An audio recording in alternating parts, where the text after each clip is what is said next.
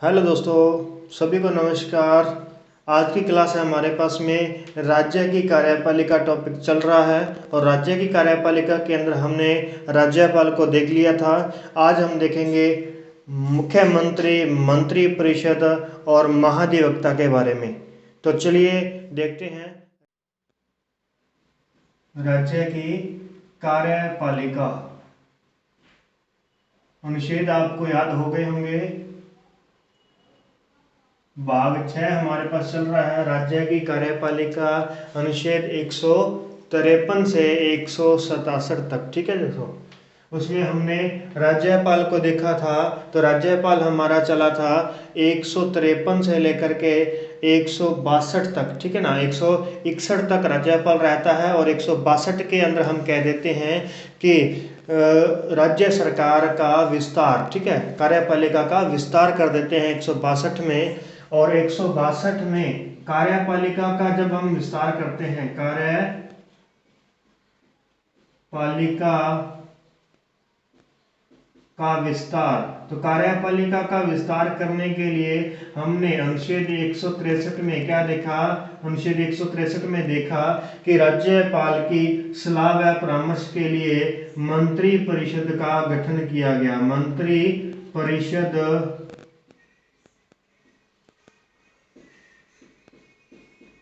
मंत्री परिषद का क्या किया गया? गठन किया गया राज्यपाल की सलाह व परामर्श के लिए। और इस मंत्री परिषद का जो मुखिया है, जो प्रधान है, वो कौन होगा? मुख्यमंत्री होगा, क्योंकि हम चल रहे हैं राज्य के अंदर। और 164 के अंदर हमें मुख्यमंत्री की नियुक्ति व अन्य मंत्रियों के बारे में, ठीक है, अन्य मंत्रियों की नियुक्ति, यह हमारे पास में बात आ जाती है कि इस अनुच्छेद के अंदर, इसी अनुच्छेद में पार्ट 1, 2, 3 बना करके लिखा गया है, क्योंकि दो ही अनुच्छेदों के अंदर मंत्री परिषद को कंप्लीट कर दिया गया है। ध्यान रखिएगा दोस्तों, मंत्री परिषद जो है राज्यपाल की सलाह व परामर्श के लिए एक मंत्री परिषद होगी। और अनुच्छेद 64(1) के तहत मुख्यमंत्री की नियुक्ति राज्यपाल करता है। तो ध्यान रखिएगा, हम मुख्यमंत्री, जिस प्रकार हमने प्रधानमंत्री को पढ़ा था उसी प्रकार ध्यान रखेंगे। मुख्यमंत्री की नियुक्ति कौन करता है? तो राज्यपाल करता है। मुख्यमंत्री को शपथ कौन दिलाता है? तो राज्यपाल शपथ दिलाएगा।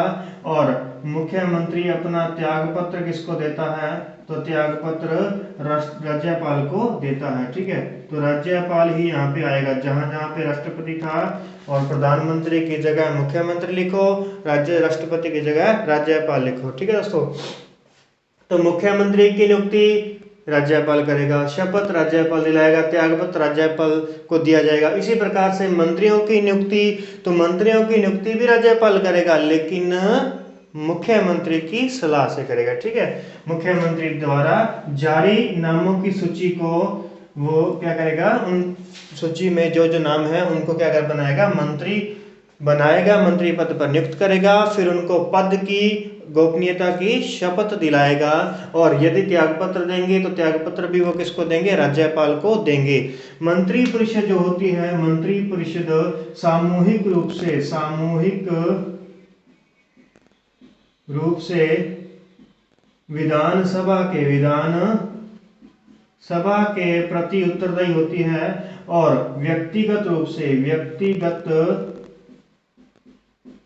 से राज्यपाल के प्रति उत्तरदायी होती है। कौन? मंत्री परिषद। ध्यान रखिएगा, मंत्री परिषद। ठीक है दोस्तों, तो यदि एक भी मंत्री के खिलाफ विधानसभा के अंदर अविश्वास प्रस्ताव, ध्यान रखिएगा, अविश्वास प्रस्ताव कहां आएगा? तो अविश्वास प्रस्ताव जो होता है वो विधानसभा में लाया जाता है। किनके खिलाफ? मंत्री परिषद के किसी मंत्री के खिलाफ हो सकता है, मुख्यमंत्री के खिलाफ हो सकता है। तो यदि अविश्वास प्रस्ताव लाया जाता है तो संपूर्ण मंत्री परिषद का क्या हो जाएगा? विघटन हो जाएगा, संपूर्ण मंत्री परिषद भंग हो जाती है, समाप्त हो जाती है। उसके बाद देखिए दोस्तों, जबकि राज्यपाल के प्रति ये एक व्यक्तिगत रूप से क्या होते हैं? व्यक्तिगत रूप से उत्तरदायी होते हैं। यदि यानी कि राज्यपाल जिसने उसके साथ में कोई भी दुर्व्यवहार किया है या कैसे भी किसी भी प्रकार का कोई प्रश्न का उत्तर नहीं है, तो यानी राज्यपाल एक एक को नियुक्त करता है और एक एक को हटा भी सकता है, जबकि मंत्री परिषद जो है वो एक साथ सभी को हटा सकती है, ठीक है ना, चाहे वो एक के खिलाफ ही अविश्वास प्रस्ताव क्यों ना लेके आए।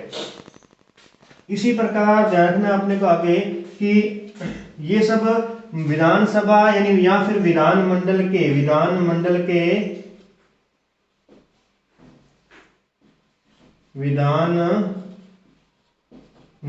के सदस्य होना आवश्यक है। ध्यान रखिएगा, सदस्य होना आवश्यक है। कौन? चाहे मुख्यमंत्री है, चाहे मंत्री परिषद के सदस्य हैं, वो विधानमंडल के सदस्य होना आवश्यक है। यदि वो विधानमंडल के सदस्य नहीं है, विधानमंडल का मतलब विधान परिषद में भी नहीं है और विधानसभा में भी नहीं है, तो वह ऐसी कंडीशन में वो अधिकतम 6 माह तक मंत्री पद पर रह सकते हैं। 6 माह तक मंत्री पद पर रह सकते हैं। 6 माह के भीतर उन्हें विधानमंडल की सदस्यता को ग्रहण करना होगा, ठीक है दोस्तों।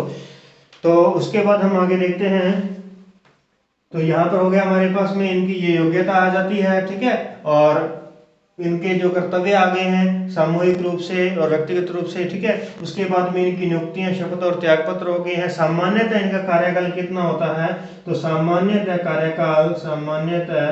कार्यकाल 5 वर्ष होगा, जबकि अलग तरीके से पूछा जाए तो इनका कार्यकाल विधानसभा में बहुमत प्राप्त तब तक रहेगा, ठीक है। इनका कार्यकाल कब तक रहेगा? जब तक इस पार्टी को विधानसभा में क्या है, बहुमत प्राप्त है, या जब तक अगर गठबंधन की सरकार है तो जैसे ही गठबंधन टूटता है तो मंत्री परिषद क्या हो जाएगी, विघटित हो जाएगी, और हो सकता है विधानसभा भी क्या हो जाए, विघटित हो जाए, ठीक है। इस प्रकार से ये बात अपने को ध्यान रखनी है।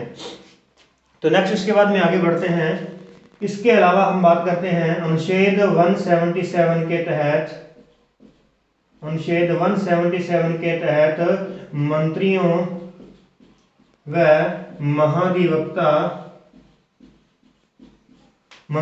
महाधिवक्ता का विधानमंडल में जो शक्तियां बनती हैं उनको देखते हैं कि विधानमंडल यदि विधान परिषद भी है और विधानसभा भी है, ठीक है ना, तो क्या होगा, ऐसी कंडीशन में मंत्री दोनों सदनों में बोल सकते हैं, दोनों सदनों की बहस की सुनवाई कर सकते हैं, ठीक है। महाधिवक्ता भी दोनों सदनों में बोल सकता है, लेकिन ध्यान रखिएगा महाधिवक्ता किसी भी सदन में वोट नहीं कर सकता। यदि किसी प्रस्ताव पर वोटिंग है तो उस पर वोट नहीं कर सकता, जबकि मंत्री जो हैं वो जिस सदन के सदस्य हैं वो उसी सदन में ही वोटिंग कर सकते हैं, दूसरे सदन में वोटिंग नहीं कर सकते। ऐसी ही कंडीशन प्रधानमंत्री, मंत्रियों और महान्यायवादी के लिए लागू होती है। किसके अंदर? राज्यसभा और लोकसभा में वो क्या कर सकते हैं, बोल सकते हैं, लेकिन मंत्री जिस सदन के सदस्य हैं उसी सदन में वोटिंग करेंगे, जबकि महान्यायवादी और या फिर राज्य के अंदर महाधिवक्ता ये सदन की सुनवाइयां कर सकते हैं, सदन में बैठ सकते हैं, वहां बोल सकते हैं, अपना मत रख सकते हैं, जो मतलब बोल करके अपना जो मत रखा जाता है अपनी तरफ से, ठीक है, विचार जो होते हैं, परंतु वोटिंग नहीं कर सकते। ये चीज अपने को ध्यान रखनी है, क्लियर दोस्तों। उसके बाद हम देखते हैं कि ये सारी की सारी बातें, लेकिन सारी की सारी बात कहाँ दे दी गई? 163 में कि राज्यपाल की सभी शक्तियां जो है, राज्यपाल अपनी शक्तियों का प्रयोग मंत्री परिषद की सलाह व परामर्श से करेगा। यानी ये अब क्या होगी, वास्तविक कार्यपालिका हाथ आ चुकी है हमारे पास में। तो वास्तविक कार्यपालिका का मुखिया कौन होता है? मुख्यमंत्री होता है। वास्तविक कार्यपालिका या हम कह देते हैं इसको वास्तव रूप में जो कार्यपालिका है उसका मुखिया जो कौन है, मुख्यमंत्री है। क्लियर दोस्तों। तो इस प्रकार ये ध्यान रखिएगा, ये हमारे पास में मंत्री परिषद, मुख्यमंत्री और फिर आ जाता है हमारे पास में महाधिवक्ता। तो चलिए हम महाधिवक्ता को देख लेते हैं। तो महाधिवक्ता की यदि हम बात करें, महाधिवक्ता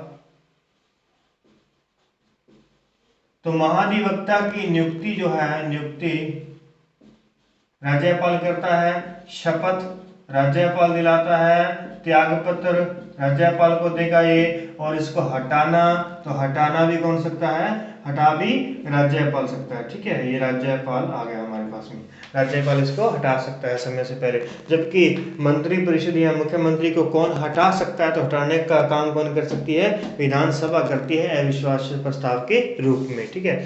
या मुख्यमंत्री यदि अपना त्यागपत्र दे देता है तो तब भी क्या हो जाएगी, पूरी की पूरी मंत्री परिषद क्या हो जाएगी, विघटित हो जाती है। तो महाधिवक्ता जो होता है ये हाई कोर्ट का वरिष्ठ न्यायाधीश हो सकता है, या वरिष्ठ न्यायाधीश चुने जाने योग्य, जो उसके पास में योग्यता है, वो योग्यताएं रखने वाला व्यक्ति महाधिवक्ता के रूप में नियुक्त किया जा सकता है। ठीक है दोस्तों। तो वर्तमान में जो है वो है महेंद्र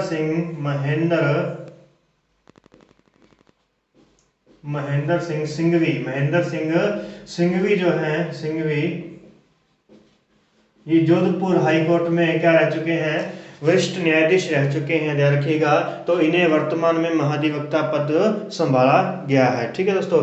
अब ये महाधिवक्ता जो है ये राज्य का सर्वोच्च विधि अधिकारी होता है, महान्यायवादी देश का सर्वोच्च विधि अधिकारी होता है, और ये राज्य का सर्वोच्च विधि अधिकारी होता है। और ये क्या करता है, इनके साथ राज्यपाल के साथ में और उधर विधानसभा के साथ में तालमेल बिठा करके रखता है। ठीक है दोस्तों। तो इस प्रकार से ये हमारे पास में महाधिवक्ता है। अब हम देख लेते हैं जो हमारे मुख्यमंत्री रह चुके हैं उनके बारे में देखते हैं। प्रथम जो मुख्यमंत्री हैं राजस्थान के हीरालाल शास्त्री जो है प्रथम मुख्यमंत्री हैं। लेकिन ये कौन है, ये मनोनीत है। ठीक है ना, मुख्यमंत्री मनोनीत मुख्यमंत्री हैं। उसके बाद पहले हम मुख्यमंत्रियों की लिस्ट तैयार कर लेते हैं। तो दूसरे हमारे पास में आते हैं CS वेंकटाचारी। उसके बाद में तीसरे हमारे पास में आते हैं तो जय नारायण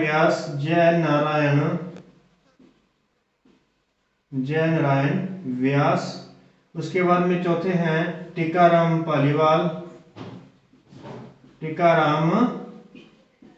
आ जाते हैं यहाँ पे। फिर हम बात करते हैं 5 नंबर पे, तो यहाँ जय नारायण व्यास आ जाएंगे। और 6 नंबर पे आ जाएंगे मोहनलाल सुखाड़िया। तो मैं जितनी बार ये आ चुके हैं कार्यकाल के आधार पर मैं उनको उतनी बार में लिख रहा हूँ, ध्यान रखिएगा। यहाँ फिर पुनः कौन आ जाते हैं, मोहनलाल सुखाड़िया जाते हैं। 8 नंबर पे फिर ये मोहनलाल सुखाड़िया जाते हैं। मोहनलाल सुखाड़िया 4 बार आते हैं, एकमात्र मुख्यमंत्री हैं जो 4 बार पद की शपथ ले चुके हैं, तो वो है मोहनलाल सुखाड़िया हैं। देखिए दोस्तों, ठीक है। उसके बाद में आते हैं बरकतुल्ला खां। और फिर हम बात करते हैं 11 नंबर पे, तो यहाँ पर हमारे पास में आ जाते हैं हरिदेव जोशी आ जाते हैं यहाँ बरकतुल्ला खां के बाद में। और फिर देखते हैं हम 12 नंबर पे, देखिए जरा, फिर यहाँ पे आ जाते हैं भैरव सिंह शेखावत।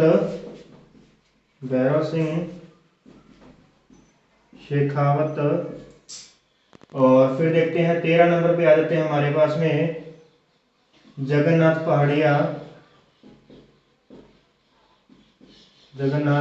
पहाड़िया। और यहाँ लिख लेते हैं 14 नंबर पे आ जाएंगे हमारे पास में शिवचरण माथुर।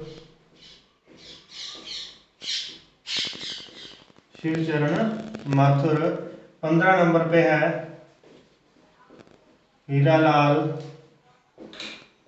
देवपुरा। 16 नंबर पे है हरिदेव जोशी यहाँ पे पुनः आ चुके हैं। 17 नंबर पे फिर से हैं शिवचरण माथुर।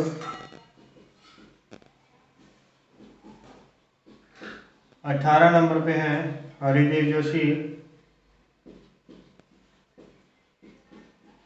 देखिए जरा, हरिदेव जोशी यहाँ तीसरी बार आ चुके हैं। और फिर हम देखते हैं 19 नंबर पे आ जाते हैं हमारे पास में भैरव सिंह शेखावत। 20 नंबर पे फिर से आ जाते हैं भैरव सिंह शेखावत।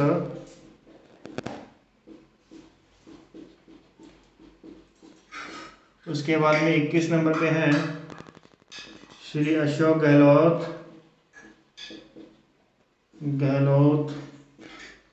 उसके बाद में श्रीमती वसुंधरा राजे। फिर 23 नंबर पे अशोक गहलोत आ जाएंगे। 24 नंबर पे फिर से वसुंधरा राजे आ जाएंगी। और 25 नंबर वर्तमान में फिर से अशोक गहलोत आ चुके हैं। तो तो कार्यकाल के अकॉर्डिंग देखा जाए तो वर्तमान में अशोक गहलोत जो है वो 25वें मुख्यमंत्री पद पर हैं। तो 25वें ध्यान रखिएगा। तो देखिए यहाँ पर चार बार जो है मोहनलाल सुखाड़िया आते हैं। तो हम देख लेते हैं इनके बारे में जो भी इम्पोर्टेंट बात है। तो सबसे पहले हीरालाल शास्त्री आते हैं। तो हीरालाल शास्त्री जो है प्रथम मनोनीत है, प्रथम मनोनीत मुख्यमंत्री हैं, प्रथम मनोनीत मुख्यमंत्री हैं। और उसके बाद में हम बात करें तो वेंकटाचार्य जो है ये दूसरे मनोनीत है, ठीक है ना। यहाँ तक ये भी मनोनीत है और जयनारायण व्यास ये भी मनोनीत हैं। तो दूसरे मनोनीत हैं और ये तीसरे मनोनीत है, ठीक है। यहाँ तक हो गया। और उसके बाद में हम शुरू करते हैं प्रथम विधानसभा, ठीक है। प्रथम विधानसभा चुनाव होंगे। तो जैसे ही प्रथम विधानसभा के चुनाव होते हैं तो प्रथम निर्वाचित जो आएंगे वो हैं, प्रथम निर्वाचित मुख्यमंत्री जो हैं वो हैं हमारे पास में टीकाराम पालीवाल, प्रथम निर्वाचित मुख्यमंत्री आते हैं। अब यहाँ पर थोड़ा सा देखिए जरा, हीरालाल शास्त्री प्रथम मनोनीत मुख्यमंत्री हैं और राज्य के प्रथम मुख्यमंत्री भी हैं। और CS वेंकटाचार्य जो है यह प्रथम गैर राजस्थानी है। प्रथम क्या है? गैर राजस्थानी, प्रथम गैर राजस्थानी मुख्यमंत्री हैं। ये एक ICS ऑफिसर थे और इसको केंद्र के द्वारा नियुक्त किया गया था यहाँ पे, ठीक है ना। क्योंकि अभी तो क्या हो रही है, मनोनीत हो रहे हैं ना, तो ये नियुक्त किया गया था केंद्र के द्वारा। उसके बाद देखिए जरा, जयनारायण व्यास जो है यहाँ पे तीसरे नंबर पे आते हैं मनोनीत में। और फिर बात आती है टीकाराम पालीवाल प्रथम निर्वाचित होते हैं। देखिए ध्यान रखिएगा, प्रथम जो विधानसभा के चुनाव हुए थे 1952 के अंदर हमने देखा था। प्रथम विधानसभा 23 मार्च 1952, 23 फरवरी 1952 से शुरू होती है। तो इस विधानसभा के अंदर जो सदस्यों ने, जिन्होंने मतलब इलेक्शन लड़े थे अलग अलग जगहों से, तो टीकाराम पालीवाल भी इसी समय इलेक्शन लड़े थे प्रथम विधानसभा में। जयनारायण व्यास भी, मोहनलाल सुखाड़िया भी इलेक्शन अलग अलग जगहों पे इलेक्शन लड़े। लेकिन जयनारायण व्यास जो है वो अपने स्थान पर जहां वो खड़े हैं वहां से क्या हो जाते हैं, हार जाते हैं। तो वहां से ये क्या हो जाते हैं, हार जाते हैं। तो प्रथम मुख्यमंत्री जो अपने पद पर पहली बार क्या हो गए, पहली बार हार जाते हैं। और उसके बाद में उपचुनाव होते हैं, उपचुनाव होते हैं। तो उपचुनाव का मतलब ऐसा होता है कि अब यहाँ से ये तो हार गए हैं, लेकिन इनकी जो ऑपोजिट है वो तो चला गया ना यहाँ से जीत करके, तो इस जगह पे तो दोबारा चुनाव नहीं हो सकते। तो क्या किया जाता है कि किसी अपनी ही पार्टी के किसी और सदस्य से क्या त्यागपत्र दिलवा दिया जाता है जो जीत करके गया होता है। तो जब वो त्यागपत्र दे देता है तो उसका स्थान भरने के लिए वहाँ उपचुनाव होते हैं। तो उपचुनाव होते हैं तो वहां पर जाकर के इन्होंने उपचुनाव के अंदर चुनाव लड़े। तो ये किशनगढ़ से जीत करके जाते हैं, किशनगढ़ से जीत करके विधायक के रूप में जाते हैं विधानसभा के अंदर। तो ध्यान रखिएगा, ये तीनों जो बातें हैं, तीनों जो मुख्यमंत्री हैं ये पहले ही विधानसभा के मुख्यमंत्री रहेंगे। पहले ही विधानसभा के अंदर बहुमत प्राप्त दल कौन है, कांग्रेस है। अब जयनारायण व्यास तो पहुंचे नहीं वहां पे समय पर, तो 8 महीने के लिए टीकाराम पालीवाल को क्या कर दिया था, वहां पे निर्वाचित होते हैं। ये निर्वाचित होकर के गए होते हैं तो इनको क्या कर दिया जाता है, मुख्यमंत्री बना दिया जाता है। जैसे ही उपचुनाव का रिजल्ट आता है और ये विधानसभा में पहुंचते हैं तो फिर जयनारायण व्यास को यहाँ पे क्या कर दिया जाता है, मुख्यमंत्री बना दिया जाता है। तो यहाँ इनके लिए क्वेश्चन आ जाता है हमारे पास में कि प्रथम मतलब हारे हुए मुख्यमंत्री और दोबारा उपचुनाव द्वारा जीत करके मुख्यमंत्री बनने वाले जो मुख्यमंत्री हैं तो वो कौन है, जयनारायण व्यास हैं। और इन्हीं के लिए आता है कि एकमात्र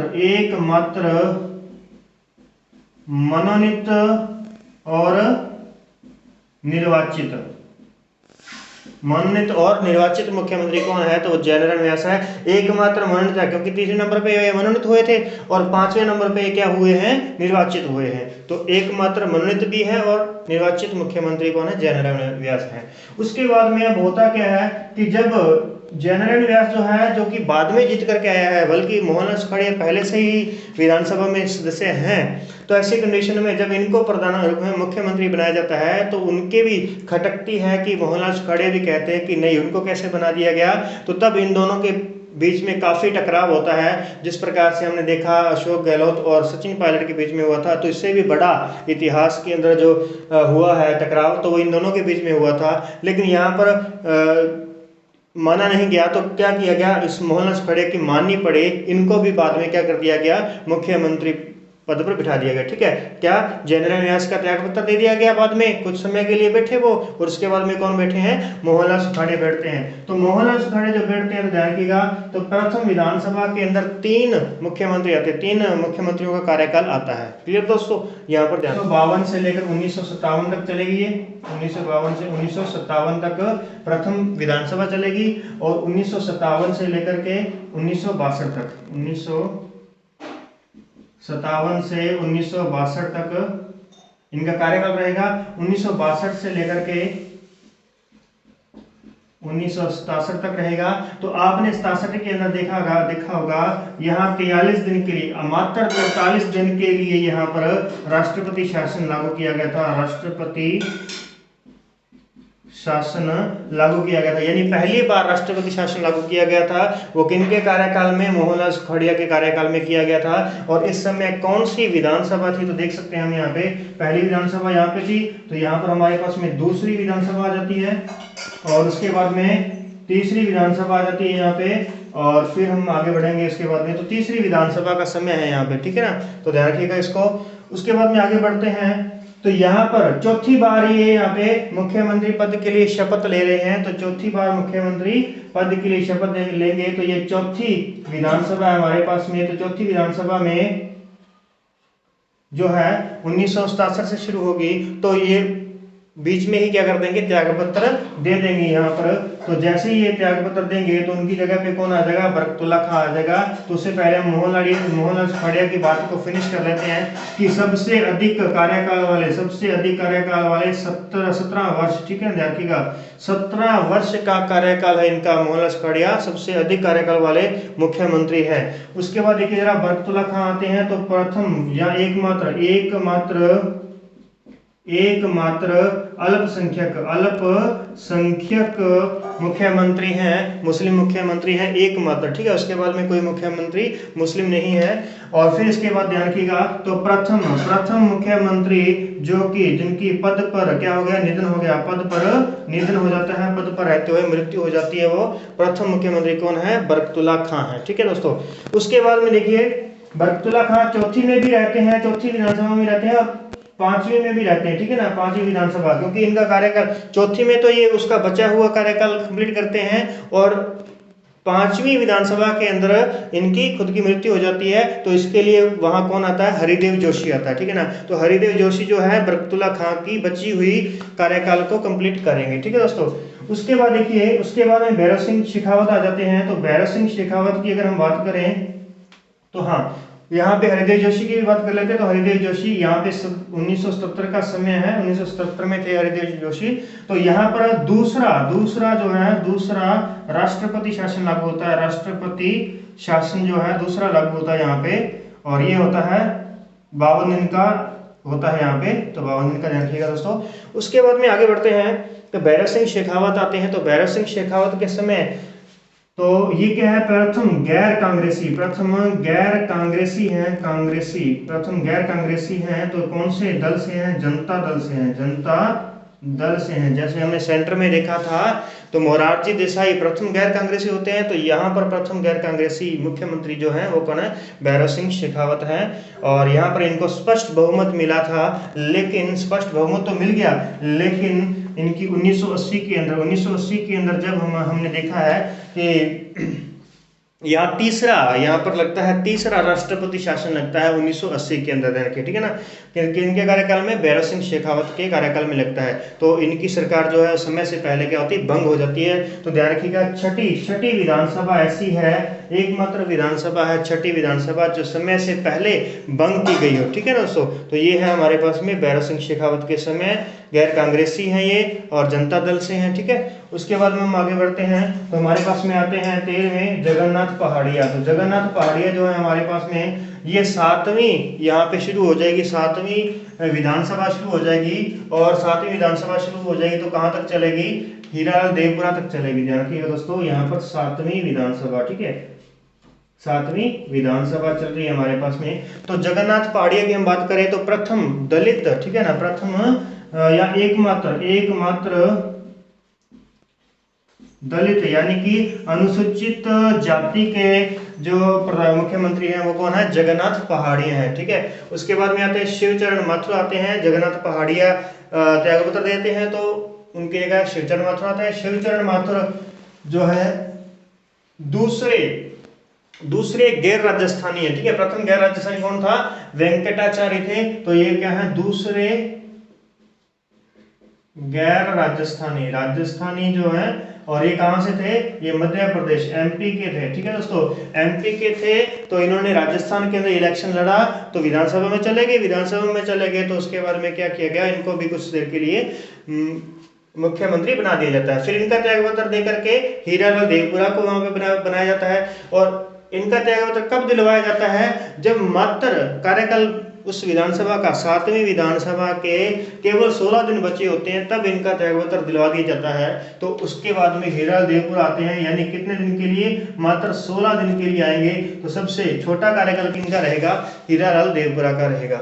उसके बाद देखिए हरिदेव जोशी यहाँ पे फिर से आ रहे हैं, तो पहले हरिदेव जोशी यहाँ पे आए थे। ठीक है दोस्तों, अब हरिदेव जोशी यहाँ पे आते हैं, तो ये जो आती है हमारे पास में, ये आठवीं विधानसभा है यहाँ पे। ठीक है, हरिदेव जोशी आए, फिर बीच में शिवचरण माथुर का मन किया, वो आ गए, फिर दोबारा से उनका त्यागपत्र दिलवा करके कौन आए, हरिदेव जोशी दोबारा से यहाँ पे आते हैं। ठीक है दोस्तों, तो यहाँ पे ध्यान रखिएगा, हरिदेव जोशी, शिवचरण माथुर और फिर हरिदेव जोशी आते हैं। तो हमने इनके बारे में पढ़ लिया है, लेकिन एक बात इनके बारे में कि तीन बार ये कहाँ पे है, 3 बार आते हैं, लेकिन कार्यकाल एक बार भी पूरा नहीं किया। कार्यकाल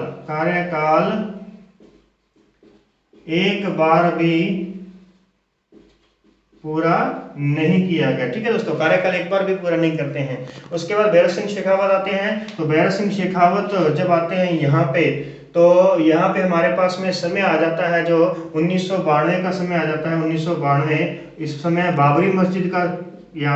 बाबरी मस्जिद का कोई विवाद होता है, जिस कारण से यहाँ पर फिर से राष्ट्रपति शासन लग जाता है, यानी चौथा राष्ट्रपति शासन यहाँ पे लग रहा है हमारे। ठीक है ना, 4 लगे हैं ना राजस्थान के अंदर, तो चौथा यहाँ पे लगता है भैरव सिंह शेखावत के समय। अब उसके बाद में जाकर के अब इनको पूरा कार्यकाल मिलेगा। ठीक है, यहाँ पर भी इनका शासन राष्ट्रपति शासन लगने के कारण भंग कर दिया गया, और यहाँ पर भी समय से पहले भंग हो गया, और यहाँ पर जाकर इनको पूरा कार्यकाल मिलेगा 1993 से लेकर के 1998, उसके बाद में 98 से लेकर के 2003 से लेकर 2008, 2008 से लेकर के 2013 से लेकर 2018 और 2018 से लेकर के वर्तमान तक। ठीक है दोस्तों, इस प्रकार से आ जाते हैं। और भैरव सिंह शेखावत जो है, ये भी 3 बार पद की शपथ ले चुके हैं, और अब तो अशोक गहलोत जी का भी नाम आएगा 3 बार शपथ लेने वाले। तो ध्यान रखिएगा, अब तक 3 बार शपथ कौन कौन ले चुका है, 4 बार ली है मोहनलाल सुखाड़िया ने, एक व्यक्ति। ठीक है ना, उसके बाद में दूसरा व्यक्ति हरिदेव जोशी, 3 बार शपथ ली है, कार्यकाल एक बार भी पूरा नहीं हुआ। और फिर आते हैं भैरव सिंह शेखावत, इन्होंने 3 बार शपथ ली है और 1 बार कार्यकाल इनका पूर्ण होता है। ठीक है ना, फिर चौथे आते हैं अशोक गहलोत, तो 3 बार शपथ ले चुके हैं, तो कार्यकाल आगे हम देख लेंगे इनका। क्लियर दोस्तों, इस प्रकार से है। और वसुंधरा राजे प्रथम महिला मुख्यमंत्री जो है वो कौन है, वसुंधरा राजे है। और मोहनलाल सुखाड़िया के समय, इस समय जब मंत्री परिषद बनाई गई थी, तो इस समय मंत्री परिषद में जो उप मंत्री होते हैं ना, कैबिनेट मंत्री, राज्य मंत्री और उप मंत्री, तो उप मंत्रियों के अंदर कमला बेनीवाल जो है एकमात्र महिला मंत्री को लिया जाता है। तो हमारे क्वेश्चन बनता है ये कि राजस्थान की प्रथम महिला मंत्री कौन थी, महिला मंत्री। ठीक है, कोई भी महिला मंत्री बनी जो, वो कौन थी, कमला बेनीवाल थी। ठीक है दोस्तों, तो ये है हमारे पास में राजस्थान के मुख्यमंत्रियों के बारे में। तो क्लियर है, तो आज की क्लास में इतना ही। मिलते हैं नेक्स्ट क्लास के अंदर राज्य की न्यायपालिका के साथ में। तो इसी तरीके से साथ में बने रहें और आगे बढ़ते रहें, सभी के साथ में शेयर करते रहें, ताकि वो भी अपने ज्ञान को बढ़ाते रहें। तो आज के लिए इतना ही, मिलते हैं नेक्स्ट क्लास में। धन्यवाद।